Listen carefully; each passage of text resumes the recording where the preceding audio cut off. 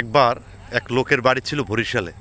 তো বরিশাল লঞ্চ থেকে যখন নামলো, নামার পরে সে জিজ্ঞেস করলো যে আমি গুলিস্তান যাব। তো সে বেশ কিছু লোককে জিজ্ঞেস করলো। কেউ বলে আপনি কিসে যাবেন, গাড়িতে যাবেন, গাড়িতে করে পড়ে মরে যাবেন, আবার রিকশায় যাবেন, গাড়ি দিয়ে আপনাকে ধাক্কা দিয়ে মেরে ফেলবে, হেঁটে যাবেন, আপনি কি চিনবেন?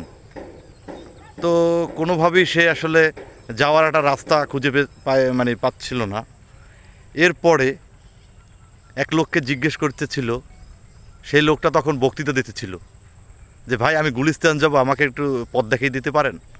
তো সেই লোকটা তাকে টেনে তুলে রিক্সার উপরে দাঁড় করালো এবং বলল যে এই লোকটা আজ গুলিস্তান যাবে কিন্তু যেতে পারছে না, এই দোষ কার? এই দোষ বর্তমান সরকারের।